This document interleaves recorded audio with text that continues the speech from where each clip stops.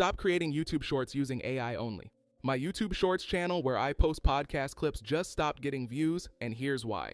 You see, about a month ago, I uploaded a video on this channel on how I made 100 podcast shorts in less than 10 minutes using AI, hoping to crack the YouTube Shorts algorithm, go viral, and start making that easy YouTube money. But boy, was I wrong. Because after posting the first few clips, I got over 200K views on the channel, and all of a sudden, every single new shorts I uploaded just stopped getting views after the first 10 or 20 views. At first, I thought it was the normal YouTube Shorts algorithm at work, because usually at a point, a new Shorts channel normally stopped getting views due to the YouTube algorithm trying to figure out the best audience to show the channel's videos to.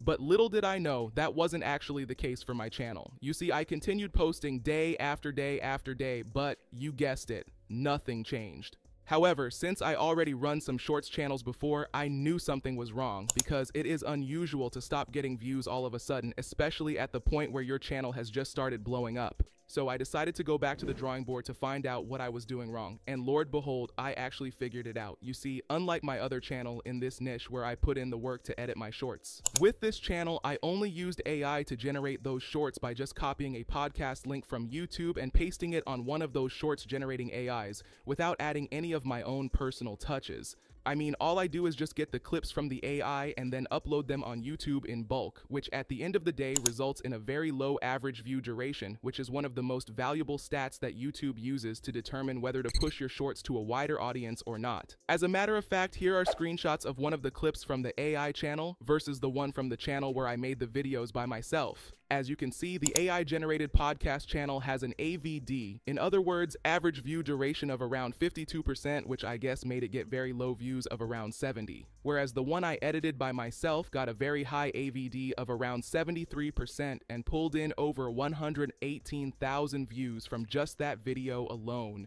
So what this means is that at a point in that AI-generated clip, viewers got bored and clicked off because it wasn't as interesting, whereas the one I edited by myself kept viewers glued to their screens almost throughout the video. So after figuring that out, I decided to delete the video I uploaded on this channel about how you can use AI to make YouTube shorts. And since my aim is to always produce helpful videos for you guys, I decided to replace it with this one, where I will be guiding you through how to create engaging podcast shorts that get millions of views and of course can be monetized.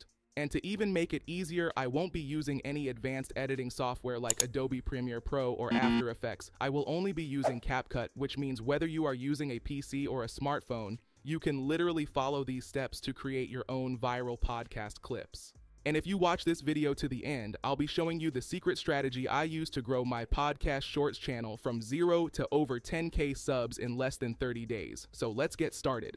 First, what we need is a podcast video. To get this, head over to YouTube and search for a podcast of your preferred celebrity. For me, I'm going with Mr. Beast, but you can use someone like Elon Musk, Joe Rogan, or any other public figures. Then filter the result to this month or this year because you want to use something recent. Then find a podcast that you like. Now copy the link of the video and head over to a website called Streamable. So what this website does is that instead of you downloading the full podcast, it lets you cut out just the part you need for your video. To use it, you want to first go back to YouTube and watch the podcast, then take note of the most interesting parts which you want to use for your video, then go back to Streamable and paste in the link. Now you want to trim it to the part you noted was interesting. Just make sure it's not more than 60 seconds long. Once that is done, click on where it says Create Video, and just like that, the part you want to use will be trimmed out for you. Now you want to download the clip. To do that, we will be using another website called Streamable DL. Just go back to Streamable, copy the link of your clip, then paste it here in Streamable DL, click on Start, and then download it. Once downloaded, the next step is to edit the clip and turn it into something very engaging for shorts. As promised, I'll be using CapCut, but feel free to use any of your preferred editing software. Now, once you're on CapCut, just import your clip, then drag it onto your timeline. Now you want to change the aspect ratio of the video to 9:16 since we're creating shorts. Now pay attention here because you want to listen through and take note of all the important statements. What I mean is that you want to get a full understanding of what your clip is all about. For me, Mr. Beast is talking about his most viral video ever on YouTube. So we need to be creative here because we want to mix things up. For instance, for this clip, since Mr. Beast is talking about his viral videos, I can literally take screenshots of those videos he is talking about and add them to my clip. All I just need to do is identify the videos he is talking about, then go to his channel and then screenshot them. Once that is done, I'll import them to CapCut and then drag them over the podcast clips. By now, you probably would be thinking, what if you're not using Mr. Beast podcast? Don't worry, here's the solution. Say for instance, you're using Elon Musk podcast where he is talking about AI, you can literally go to a free stock footage website like Pexels, download footage of AI, and then use it. And if he is talking about something else, just search for what it is and use it. Now with that done, we want to make sure the screenshots or footage are actually placed in the right place on the clip. To do that, gently listen to the clip and adjust the screenshots to the appropriate positions by dragging them either forward or backward. Now you want to make sure the background of where the screenshots appear is blurred. To do that, first you want to move your playhead to the beginning of the screenshot, then click on the podcast clip and click here to split the clip. Then move your playhead once again to the end of the screenshot and then clip on the split option again, and just like that, the podcast is split.